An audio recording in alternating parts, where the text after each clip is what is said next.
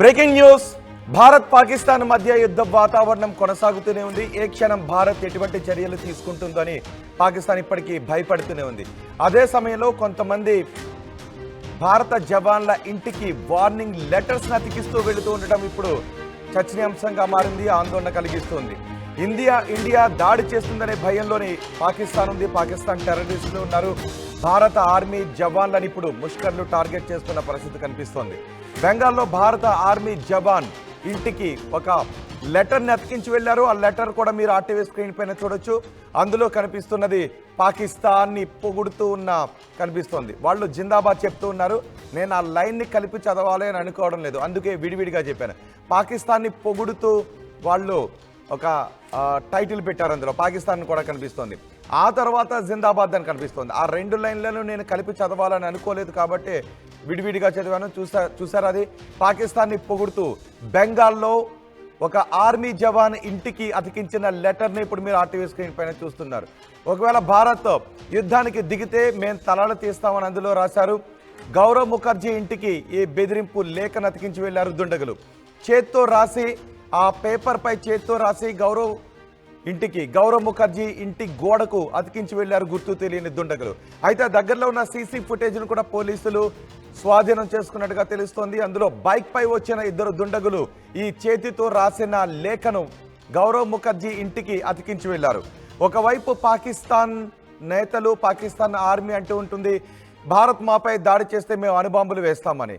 మరోవైపు బెంగాల్లో ఉన్న ఈ పాకిస్తాన్ సంబంధించిన టెర్రరిస్టులు లేదంటే పాకిస్తాన్ పెంపుడు కుక్కలో ఇలాంటి లెటర్స్ని అతికించి వెళుతూ ఉన్నారు. అంటే ఇప్పటికే మనం ఒకటి చూడొచ్చు, పాకిస్తాన్ జవాన్లు తమ ఉద్యోగాలకు రాజీనామా చేసి వెళ్ళిపోతూ ఉంటే భారత జవాన్లు మాత్రం ఎలాంటి పరిస్థితులైనా ఎదుర్కోవడానికి, భారత పౌరుల రక్షణ కోసం తమ ప్రాణాలను సైతం పణంగా పెట్టడానికి సరిహద్దుల్లోకి వెళుతూ ఉన్నారు. అదే సమయంలో భారత జవాన్లకు ఇలాంటి బెదిరింపు లేఖలు అతికిస్తున్నారు. భారత జవాన్ల వెనుక మొత్తం భారత సమాజం మతాలకు అతీతంగా, కులాలకు అతీతంగా నిలబడి ఉంది. ఎటువంటి చర్యలు తీసుకున్నా మేము భారత జవాన్ల వెనుక నిలబడి ఉంటామనే సంకేతాలను ఇస్తూ ఉండటంతో పాకిస్తాన్కి ఏం చేయాలో అర్థం కావడం లేదు. అందుకే పాకిస్తాన్ ప్రేరేపిత నేతలు, పాకిస్తాన్ ప్రేరేపిత ముష్కరులు ఇప్పుడు భారత జవాన్ల ఇళ్లను టార్గెట్ చేసి ఈ విధమైన లేఖలు అతికించి వెళ్తున్నారు. మనం రెండు సందర్భాలని కూడా గుర్తు చేసుకోవచ్చు. భారత జవాన్లలో ఆత్మస్థైర్యం రోజు రోజుకి పెరుగుతుంది. ఎందుకంటే భారత జవాన్ల వెనుక ఇప్పటికే మనం చూసాం, కేంద్రం భారత ఆర్మీ, భారత మిలిటరీ ఎటువంటి చర్యలు తీసుకున్నా పూర్తి సపోర్ట్ చేస్తామని చెప్తుంది.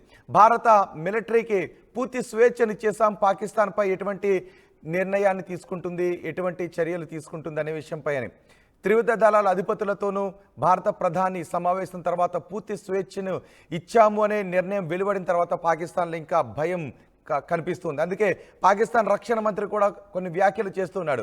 మేము ఒక అంతర్జాతీయ వేదిక పైన విచారణను కోరుకుంటూ ఉన్నాము, కానీ భారత్ మాత్రం క్షేత్రస్థాయిలో చాలా అగ్రెసివ్ స్టెప్స్ తీసుకుంటుంది అని ఈ భారత రక్షణ శాఖ మంత్రి అన్నాడు.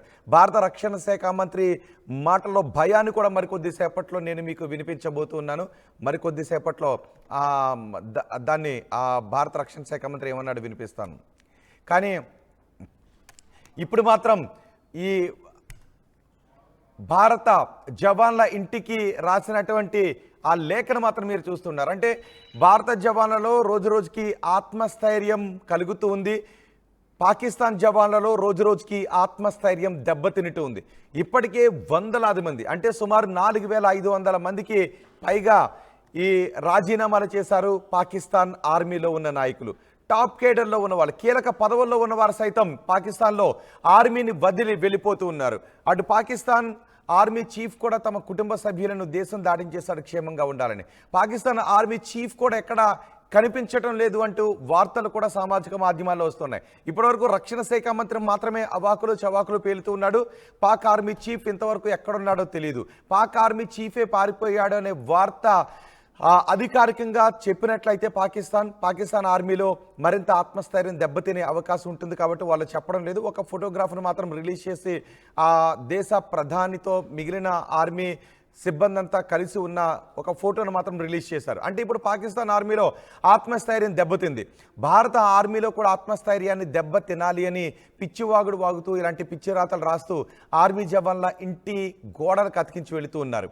కానీ ఈ రాతలు, ఈ హెచ్చరిక లెటర్లు భారత ఆర్మీలో ఏ మాత్రం కూడా ఆత్మస్థైర్యాన్ని దెబ్బతీసే అవకాశమే లేదు. ఎందుకంటే మొత్తం భారత సమాజం అంతా భారత ఆర్మీ వెనుక నిలబడి ఉంది. ఆ విషయం పాకిస్తాన్కి చాలా స్పష్టంగా అర్థమైంది. ఆ వ్యాఖ్యల్ని రక్షణ శాఖ మంత్రి వ్యాఖ్యల్లోనే మీరు అర్థం చేసుకోవచ్చు. నెక్స్ట్ వీడియోలో రక్షణ శాఖ మంత్రి మాట్లాడిన మాటల్ని నేను మీకు వినిపించబోతున్నాను. కానీ ఈ వార్తలో మాత్రం మీరు చూడండి ఒకసారి. పాకిస్తాన్ని పొగుడుతూ రాసినటువంటి లేఖ, గౌరవ్ ముఖర్జీ ఇంటికి అంటే భారత ఆర్మీ జవాన్ ఇంటికి ఆ లేఖను అతికించి వెళ్ళారు. బెంగాల్లో రాసినటువంటి, బెంగాల్ భాషలో రాసిన ఆ లేఖ సారాంశాన్ని కూడా మీరు చూడవచ్చు. ఇప్పటికే ప్రధాని మోదీ బీహార్లో ఇంగ్లీష్లో మాట్లాడారు. మేము ఈ ఉగ్రవాదులు ఎక్కడ ఉన్నారో వాళ్ళని ఐడెంటిఫై చేస్తాము, వాళ్ళ కోసం వెతుకుతాము, వాళ్ళని పనిష్ చేస్తామని. ఆ తర్వాత రోజు కూడా ఏదో ఒక సందర్భంలో ఒక ముఖ్యమైనటువంటి సమావేశాలు జరుగుతూనే ఉన్నాయి. రక్షణ శాఖ మంత్రితో మాట్లాడుతూ ఉన్నారు, సైన్య అధ్యక్షులతో మాట్లాడుతూ ఉన్నారు, త్రివిధ దళాల అధిపతులతో కూడా మోదీ మాట్లాడారు. ఇవన్నీ కూడా పాకిస్తాన్లో వెన్నులో వణుకు పుట్టిస్తున్నాయి. అందుకే నిన్న అన్నాడు 24 గంటల నుంచి 36 గంటల్లో భారత్ ఏదో చేయబోతోందనే భయం పాకిస్తాన్ నేతల్లో, పాకిస్తాన్ సైన్యంలో కనిపిస్తుంది. ఇప్పుడు ఈ లేఖను చూస్తే మీకు ఏమనిపిస్తుంది? ఈ లెటర్ను మాత్రం పిచ్చ లైట్ తీసుకుంది భారత ఆర్మీ. ఇలాంటి లెటర్లకు భయపడేదే లేదు అని మనం గతంలో కూడా చూసాం కదా. చైనా ఆర్మీ కూడా ఎదురెళ్ళి నిలబడి వాళ్ళను ఆ రేఖ దాటి యువతలకు రానకుండా అడ్డుగా నిలబడ్డ మన భారత సైనికుల వీరోచిత పోరాటాన్ని మనం చూసాం. అలాగే పాకిస్తాన్ చేతికి చిక్కినప్పటికీ కూడా వాళ్ళ ముందు ధైర్యంగా నిలబడి మళ్ళీ మన దేశానికి తిరిగి వచ్చిన, మన దేశం కల్పించినటువంటి ధైర్యం, పాకిస్తాన్కి మనం ఇచ్చినటువంటి వార్నింగ్ నేపథ్యంలో మనం మళ్ళీ మన జవాన్లను సురక్షితంగా తెచ్చుకున్నటువంటి సందర్భాలు కూడా ఉన్నాయి. అంటే పాకిస్తాన్ ఆర్మీకి ఏదైనా ఒక సందర్భంలో, యుద్ధంలోనో ఏదైనా ఒక సందర్భంలో పాకిస్తాన్ ఆర్మీకి చిక్కినప్పుడు కూడా మన ఆర్మీ ధైర్య సాహసాలను చూపించిన సందర్భాలే ఉన్నాయి. కాబట్టి ఇలాంటి లేఖలు మన ఆర్మీలో ఆత్మస్థైర్యాన్ని దెబ్బతీసే అవకాశం లేదు. పాకిస్తాన్ ఆర్మీలో ఆత్మస్థైర్యం చచ్చిపోతుంది. పాకిస్తాన్ ఆర్మీ ఇప్పుడు భయంలో ఉంది. పాకిస్తాన్ ఆర్మీ నాయకులు, పాకిస్తాన్ ఆర్మీలో టాప్ కేడర్ ఇప్పుడు రాజీనామాలు చేసి వెళ్ళిపోతూ ఉండటంతో వాళ్లలో ఆత్మస్థైర్యాన్ని నింపడం కోసం, మన సైనికుల ఆత్మస్థైర్యాన్ని దెబ్బతీయడం కోసం ఇలాంటి పిచ్చి రాతలు రాసి ఆర్మీ సిబ్బంది ఇంటి గోడలకు అతికిస్తున్నారు. ఒకసారి మళ్ళీ మీకు ఆ లెటర్ను చూపిస్తాను. ఆ లెటర్లో ఏముందో కూడా మళ్ళీ నేను మీకు చెప్తాను. గౌరవ్ ముఖర్జీ ఇంటికి బెదిరింపు లేఖను అంటించారు, పాకిస్తాన్ని పొగుడుతూ. అందులో పాకిస్తాన్ అని పేరు రాశారు, ఆ తర్వాత జిందాబాద్ అని రాశారు. నేను కేవలం కలిపి చదివేది ఇండియా జిందాబాద్ అని మాత్రమే చదవగలుగుతాను, జై భారత్ అని మాత్రమే నేను చెప్పాలనుకున్నాను. కాబట్టి ఆ లెటర్ని, అందులో పాకిస్తాన్, ఆ తర్వాత ఉన్న లెటర్ని విడివిడిగా మాత్రమే నేను మీకు చెబుతున్నాను. ఈ లెటర్ను చూసిన తర్వాత మీకు ఏమనిపిస్తుంది? భారత సైనికుల ఆత్మస్థైర్యాన్ని దెబ్బతీయాలి అని పాకిస్తాన్ కుయుక్తులు పనినట్టుగా అనిపిస్తుంది కదా. అందులోనూ బెంగాల్లో ఎందుకు ఈ లేఖలు బయటపడ్డాయి అంటే, బెంగాల్లో ఈ లేఖలు ఎందుకు బయటపడ్డాయి అనే విషయంపై కూడా మనం అనుమానించాల్సి ఉంటుంది. బెంగాల్లో సైనికులకు ఎందుకు ఈ బెదిరింపు లేఖలను అతికించారు అనే విషయంపై కూడా కొన్ని అనుమానాలను వ్యక్తం చేయాలి. బెంగాల్ ప్రభుత్వంపై కూడా ఇప్పుడు కొన్ని అనుమానాలను వ్యక్తం చేయాల్సిన పరిస్థితి ఉంది అనే మాటలు కూడా సామాజిక మాధ్యమాలలో ఈ లెటర్ తర్వాత వినిపిస్తున్నాయి. చేత్తో రాసిన లెటర్ను అతికించి వెళ్లారు గుర్తు తెలియని దుండగులు. కాశ్మీర్లో స్పెషల్ ఫోర్సెస్ పారా కమాండోగా విధుల్లో ఉన్నాడు గౌరవ్ ముఖర్జీ. అందులో గౌరవ్ తల కావాలి అంటూ రాశారు. అందులో గౌరవ్ తల కావాలి అంటూ రాశారు. అంటే భారత జవాన్ తల కావాలి అని, పాకిస్తాన్పై యుద్ధానికి దిగితే మేము మీ సైనికుల తలలు కోరుకుంటాము అనే విధంగా అందులో రాశారు. గౌరవ్ తల కావాలి అని పాకిస్తాన్ పొగుడుతూ ఈ బెదిరింపు లెటర్లు రాశారు. హిందువులను రక్షించే ప్రయత్నం చేస్తే చంపేస్తామంటూ కూడా ఆ కుటుంబానికి బెదిరింపులు ఇచ్చినట్టుగా తెలుస్తోంది. బెంగాల్ని బంగ్లాదేశ్గా మారుస్తామంటూ ఆ లేఖలో హెచ్చరికలు చేశారు. బెంగాల్ని బంగ్లాదేశ్గా మారుస్తామంటూ కూడా లేఖలో హెచ్చరికలు జారీ చేశారు. గౌరవ్ ఇంటి వద్ద బందోబస్తు ఏర్పాటు చేశారు పోలీసులు. ఇది భారత జవాన్లో ఆత్మస్థైర్యాన్ని దెబ్బతీయటానికి రాసినటువంటి లేఖగా గుర్తించి ఆ లేఖను లైట్ తీసుకున్నారు. కానీ ఆ సైనికుని ఇంటి దగ్గర మాత్రం భద్రతా బలగాలు ఏర్పాటు చేశారు, బందోబస్తును ఏర్పాటు చేశారు. ఈ లెటర్ని చూస్తుంటే మీకేమనిపిస్తుందో మీ అభిప్రాయాన్ని కమెంట్ బాక్స్లో తెలియచేయండి.